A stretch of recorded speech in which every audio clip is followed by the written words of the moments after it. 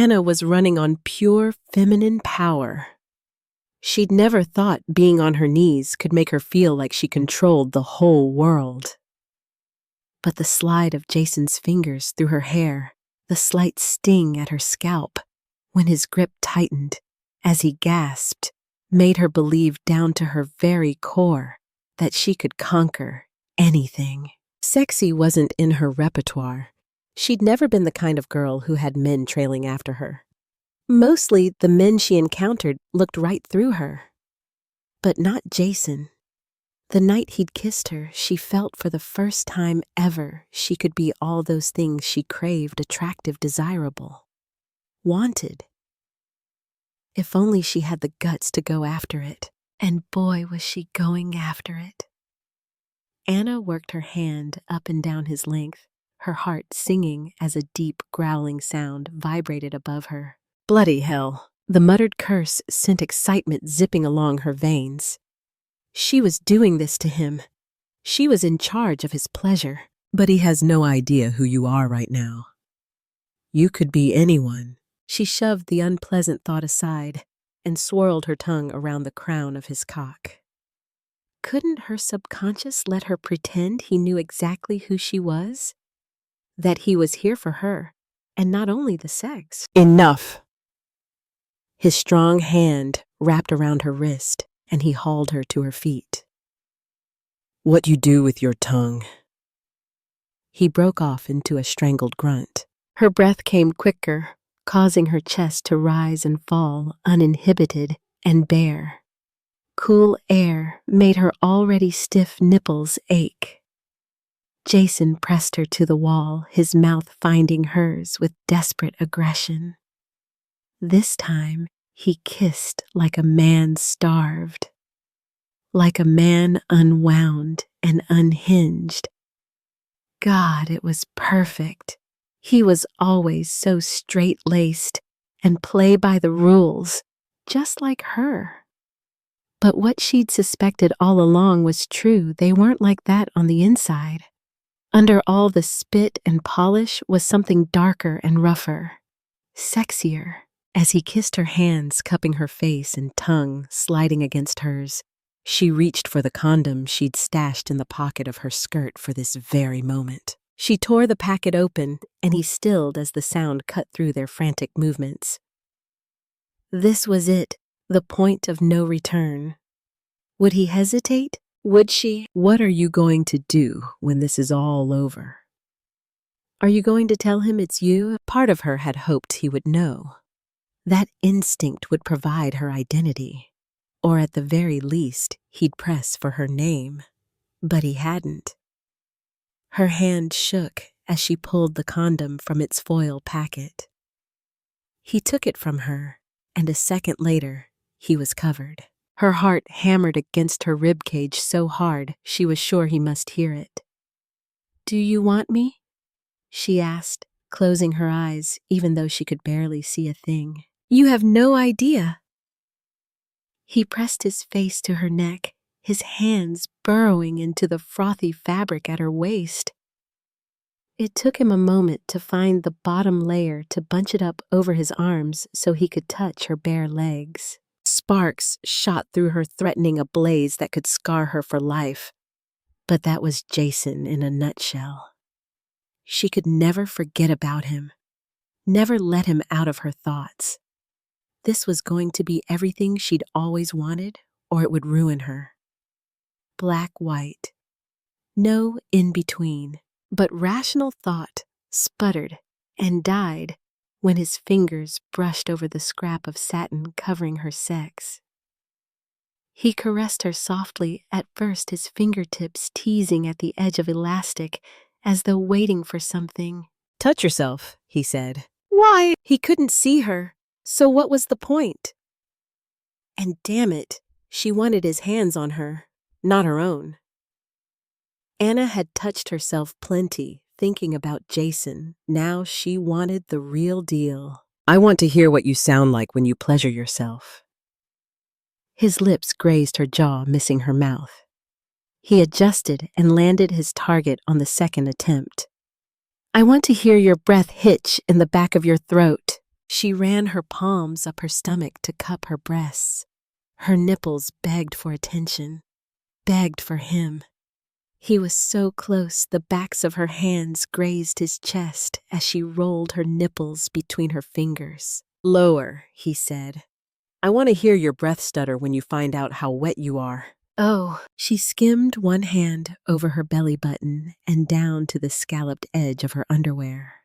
Her fingertips brushed the web-like lace. A jolt of pleasure shot through her as she gently touched herself, her teeth clamping down on her bottom lip.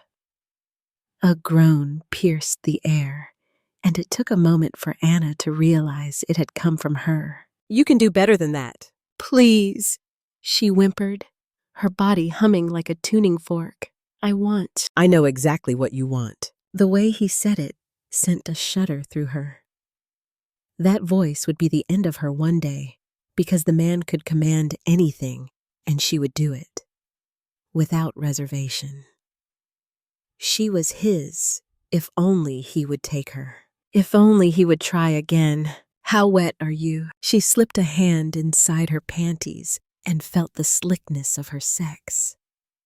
A gasp escaped her lips as she found her clit swollen and achy with need. She circled the tight bundle of nerves, her eyes fluttering shut as she slumped back against the wall. "Very." Her voice was strangled and tight, so unlike how she usually sounded, it was hard to believe the words came from her own mouth. "Please, Jason." Orgasm welled within her, but she resisted. Not yet. She wanted him to give her that pleasure. "It will be my turn soon," he said. "No, now." She splayed her hands against the wall behind her, forcing her breath to slow. Her back became cold, and the sound of fabric rustling was followed by the soft whoosh of what she assumed was his pants sliding the rest of the way down his legs. Suddenly, warm flesh pressed against her. Hot palms skimmed her thighs, tracing the edge of her underwear, snapping the elastic against her. She gasped as his hands dipped between her legs, one finger slipping behind the satin and lace. He found the spot where she craved his touch, slowly circling her until her thighs trembled and she had to fist her hands in his open shirt to stay upright. His erection dug into her hip, the smattering of hair on his thighs tickling her. Sensation swirled as he teased her a light touch. Pause. Another light touch. A longer pause. "Please," she whimpered. "Oh my God, please." Slowly, he kissed her neck while he indulged in expert restraint. "Make it last." How could she not? One hand cupped her bare breast and thumbed her nipple until she trembled. It was like he knew exactly how to play her body, how to string her pleasure out, stretching it until she turned pliant. Her hands curled against the wall, wanting to grab onto something, but getting no purchase against the smooth plaster. She growled in frustration. As she was about to beg again, he surprised her by slipping a finger inside her, all the while grinding the heel of his palm against her clit. Fireworks exploded behind her clamped eyelids, shudders racking her body with an intensity completely foreign to her. Sex had never been like this before, not so instinctual and thrilling, not so utterly perfectly right. She cried out as orgasm swept through her body, devastating and complete. Strong arms enveloped her, wrapping around her waist so the hardness of his chest and thighs supported her. She needed it. Standing wasn't possible after an orgasm like that. He guided her hands down to his cock, and the guttural moan that followed told her he was getting what he needed. She cupped his balls, squeezing gently. Something about the dark had made her bolder than ever, like she'd checked the old Anna at the door and had taken on someone else's personality. "Fuck," he grunted. "You're not making it easy to hold on." "Then don't." There was a moment of silence when she wondered if he was toying with her, the ever-present fear he might walk away, hovering like a mist in the air. But he leaned forward, his body fused to hers, his hands on her hips.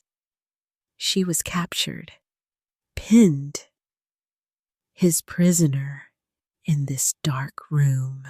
"Are you ready?" His voice was softer now, thick with desire. Her sex ached unsatisfied despite her orgasm. The only thing that would quench this hunger would be having him inside her. Yes. Then he was filling her, burying himself deep. The sensation of completeness shook her, brought prickling tears to her eyes that she blinked away. She needed to focus on pleasure, on feeling so full of him. Each stroke brought her closer to the edge, his hands skimming and smoothing over her body, as though he wanted to map every part of her. He hoisted her up, pulling her legs around him so she could lock her ankles behind his waist. Fabric billowed around them. "Oh God," she gasped as each long thrust melted her further. She'd known he was hung. After all they'd been to the beach together.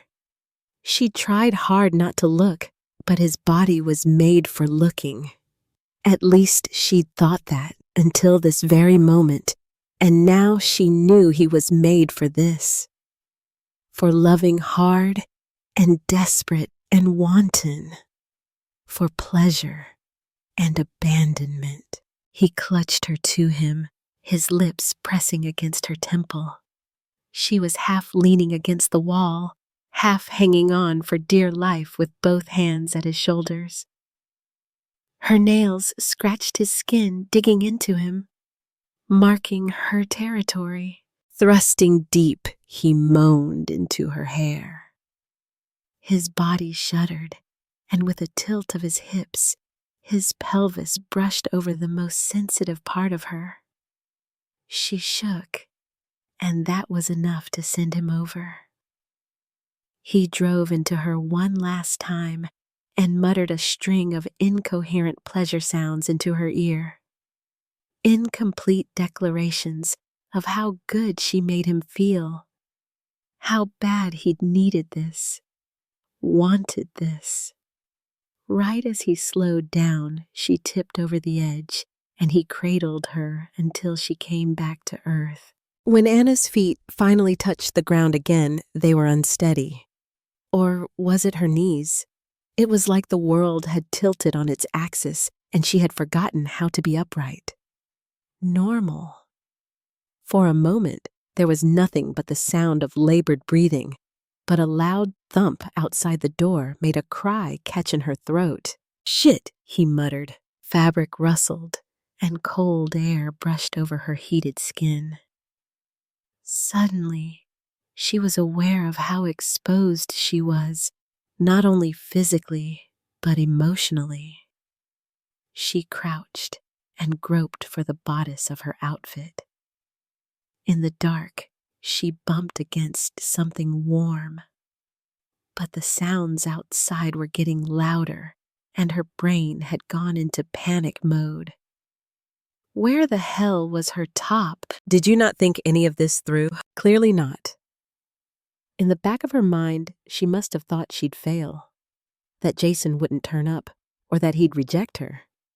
Because this part of her plan, the get out of Dodge before you screw things up part, was suspiciously absent. Her words were cut off when the door suddenly swung open. Jason watched as the sliver of light spilling in from the foyer grew. He'd managed to button his shirt and zip up his trousers by the time the door was opened enough for someone to see inside. But his jacket and waistcoat were still on the floor somewhere. Whoever had opened the door attempted to turn the light on, but the benign click didn't yield any results. Click, click, click. Jason wanted to tell the idiot that repeating the same action wouldn't help, but he tamped his annoyance down and shifted, hoping he was covering his secret admirer so she could find her top now they had a little light. "Hello?" The man who'd interrupted them peered into the closet. Could he see what was going on inside?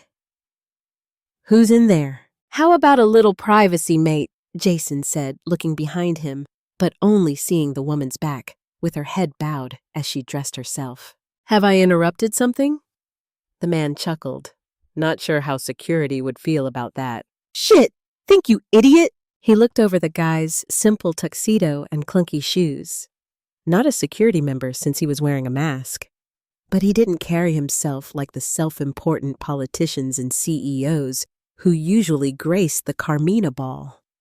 He was likely another guest's +1.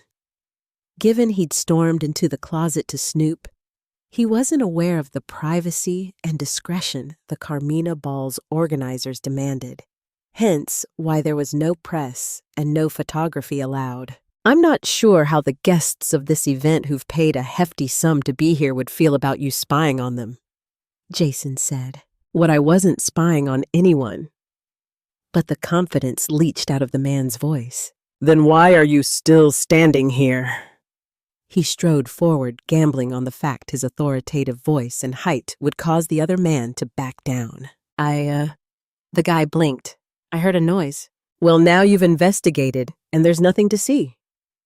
He braced a hand against the doorframe and leaned forward. "Run along." "Right." The guy nodded and scurried away, pausing to look over his shoulder. But Jason stood his ground. Once the man had disappeared from sight, Jason turned back to the woman. "Are you okay?" The door was still open, and his eyes were starting to adjust to the increased light. He could make out his secret admirer's pale skin and dark hair. A dress with a full skirt, although it was hard to tell exactly what shade. Black, deep blue, purple. Her hands fastened the ribbon holding her corset-style top closed. She nodded, but didn't say anything. "What the hell are you supposed to say now? Where do you go from here?" The air crackled, as though flushed with electricity, neither one of them daring to speak first. Jason had always been better with actions than words, favoring a just-do-it attitude over being slick and articulate like his brother. Too bad he hadn't taken a few notes from Caleb, because he sure as hell didn't want to screw things up. "What happens now?" he asked. She stepped forward, hands toying with her skirt. She was still shrouded in the shadows, and a mask covered her face with red lace and beads that shimmered and winked as though they knew exactly what naughty things he and his secret admirer had done. "Are you going to tell me your name?" he asked. She shook her head, teeth sinking down into her lip. Was this supposed to be a game? He wanted to hear her confess. He wanted to hear why she'd gone to such lengths to bring him here. Surely sex was only part of it. But the woman suddenly rushed past him, her heels clicking loudly over the wooden floor as she slipped out of the closet and into the mansion's foyer. Before Jason could gather his wits enough to figure out what to do next, she'd already made it to the entrance and had disappeared out into the night without once looking back. Tears blurred Anna's vision. She didn't want to wait around for a limousine like most of the guests were doing. Instead, she barreled down the winding driveway of the mansion and out into the street.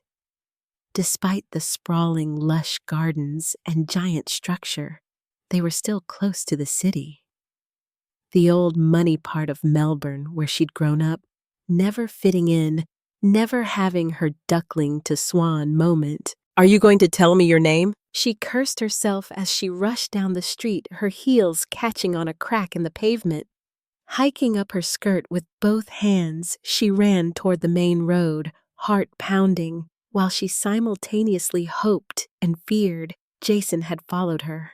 "What the hell were you expecting?" she muttered to herself. That he would kiss you and suddenly know exactly who you were? You're an idiot. But the question had torn straight through her because she had been hoping for a miracle. As it stood, Jason had given her everything she'd always wanted: passion and explosive chemistry. Then he snatched it back the second it was over. And she couldn't even be angry at him. It was her own bone-headed naivety causing the cracks in her heart. Of course, she'd freaked out at the possibility of being caught. The second that man had stumbled across them, she'd gone into panic mode. Her mother's voice wailed like a siren in her head. "What have you done? What have you done? What have you done?" She could lose Jason. What if she confessed and he felt cheated, or worse, disappointed? Her heart couldn't take it. Knowing he wanted her to be someone else would ruin her. She wanted only him, and by keeping her identity concealed, she could hang on to the hope that one day they might be together. 2 weeks later, to your secret admirer at imail.com. From Jason. Albrook at Albrook Architecture. Subject. Something is missing from my life. Dear secret admirer, I've been trying to figure out what to say next. I have written this email more times than I can count, deleting each attempt, while I try to find the right words. Like you, I am a person of action rather than words. So now I have a challenge for you. Your mission, should you choose to accept it, is to meet me without your mask. Let's see how well you know me. I'll be at my favorite bar tonight, 7 p.m. Jason. Anna read the email over and over, determined she wasn't going to take the bait. All day she'd stood firm in her plans to keep her identity a secret. The safe route was best, because it was surely better to have him in her life in some small, unsatisfying capacity than to lose him for good. Right? She sat in the teacher's lounge, slumped down at a table with a Tim Tam and a cup of tea. The room was mostly empty since everyone had left over half an hour ago. But Anna remained rooted to her spot like a stubborn weed clinging to its patch of earth. She cradled her cup, but it no longer provided the comforting warmth she needed. "What are you still doing here?" Melanie asked as she eased into the chair across from Anna. At 8.5 months pregnant, Melanie was moving slow, but she was determined to work until the very last minute. "What are you still doing here?" Anna fired back with a weak smile. "If you're not careful, you're going to have that baby during recess. I'd rather have more time off when she arrives." Melanie rubbed her stomach. "But we're not talking about me. We're talking about why you've been moping around the last 2 weeks like someone stole your puppy." I took a risk, and it didn't work out. She toyed with her phone, her thumb swiping through the photos she'd saved into a special folder. Her and Jason at their friend's wedding, his bow tie matching her bridesmaid dress.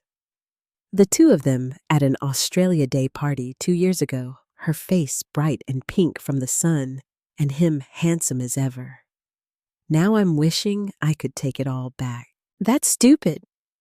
Melanie raised a brow. "I know. I shouldn't have done it." She rubbed her temples, hoping to quell the nasty voices telling her she should give up on him altogether. "It's stupid that you're berating yourself for taking a risk," Melanie clarified. "Not all risks work out, but you'll definitely miss out on having what you want if you never go after it." Easy for you to say. You married your childhood sweetheart, and everything's been perfect from day one. Melanie laughed and shook her head. "Nothing is perfect, Anna, no matter how much you seem to worship that idea." Anna shoved her tea away, sick of staring at the shifting reflections in the stone-cold liquid. Her stomach was so tied up in knots she couldn't stand the thought of food or drink. But running on gum and minimum sleep was a crappy combination that left her feeling grumpy and frustrated. "Look, I don't claim to know all the answers," Melanie said. "But what I do know is people who are too scared to go after what they want rarely end up happy. Fear shouldn't be your default setting. Nothing wrong with being cautious, she said. But the second the words were out of her mouth, she wanted to snatch them back. They were her mother's words, not hers. And she'd promised herself since she was a young girl that she would never, ever turn into her mother. Yet here you are. Being cautious is fine. But those dark circles and that frown are not a result of being cautious. What if I make a mistake? What if I find out he doesn't care about me the way I care about him? Melanie reached across the table and patted Anna's hand. Isn't it better to know at least then you can move on? Was it better to face rejection and hope you were strong enough to withstand it? Her mother had crumbled in that scenario. Would she have sent those emails? Would she have taken action? No. Anna was not her mother. She was her own person. Frightened, maybe. But she wanted to change. She wanted to stop living a half-hearted, timid existence, and that meant finding out once and for all if she'd lost Jason. Because the fact was, friendship wasn't enough. They'd already drifted apart since he'd tried to kiss her, and they would continue to drift. She wanted him, and that meant she had to tell him how she felt. Thanks, Mel. Anna pushed up from her chair and slipped her phone into her pocket. She knew exactly where he would be waiting because she did know him better than anyone else. I have somewhere important to be. Jason leaned back in a wooden chair, still wearing his suit from a day in the office, his face tilted up to the sky. It was evening, but the sun sat full on the horizon, not yet ready to surrender to night. He loved these days most, where the summer sunshine stretched on and on. But today, he wasn't able to relax. He glanced at his watch. It was 7:10. She wasn't coming. Either that or his instructions were too vague, because he wasn't at a bar at all. But he had shared a joke with this person, the only person he wanted his secret admirer to be, that his favorite place to sit and have a drink was his own backyard. Through the summers, his precious free time was spent in this very spot with the people he cared about. His brother, his friends, and her. Anna. He looked over to where the bottle of champagne sat chilling in a bucket, 2 empty glasses catching the golden light. In the past 12 months, he'd thought about inviting her over so many times. The need to clear the air to confess had driven him crazy. It clawed at the back of his throat constantly. The words itching to get out. I love you. Not only that, but he'd loved her since they were barely old enough to understand what those words really meant. He'd known it was her the second he'd put his lips to hers. It was like all the puzzle pieces clicked and fell into place. The rose on the side of the mask, her favorite flower. The sweet scent of the perfume he'd given her on her birthday last year, that fateful night he thought he'd lost her forever. And the final piece. Better to cross the line and suffer the consequences than spend your whole life staring at that line. He'd said those very words to her when she'd been scared to make a change in her career. Going back to university to study teaching had gone against everything her mother had advised, which was to earn as much money as possible and hoard it for a rainy day. But she was wonderful with children, patient and calm and kind-hearted, and he'd pushed her to do what would enrich her life. Jason glanced at the tall wooden gate that led into the backyard from the path beside the house. He'd left it unlocked in the hopes she would come to him. 7:15. As if conjured by his deepest desires, the gate swung slowly open, and she stood there. The love of his life, dark-haired and blue-eyed, and lips hovering in a tentative smile. "You're late," he said, pushing out of his chair and crossing the garden to meet her.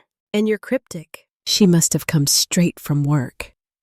Her hair was knotted atop her head, her face mostly free of makeup. It was like the woman in the ball gown beckoning him into a darkened closet was someone else entirely, a figment of his imagination, a fantasy he dreamed into being. He slid his hands along her jaw and tilted her face up to his. There would be time for explanations later. Right this second, he could only think about tasting her again. Anna's lips parted under his own, without reservation or hesitation. Her hands curled into his shirt, and she pressed against him. It was so right. Jason wanted to freeze time and savor her kiss for the rest of his life. "Wow. When did you know?" she asked. Her lips were pink and puffy, begging to be drawn between his teeth. "The second you kissed me." He pressed his forehead to hers, losing himself in her crystal-clear eyes. "I would have walked away if it were anyone else." "Then why did you ask if I would tell you my name?" Her eyes fluttered shut. "I thought you had no idea and that I'd made this huge mistake. I thought—" "Anna." Saying her name was like healing every scratch on his heart. How could I not know I only asked because I wanted to hear why you'd done it? I wanted to know if you intended for it to be a one-night thing, if you'd planned to keep your identity secret. Anna could barely breathe.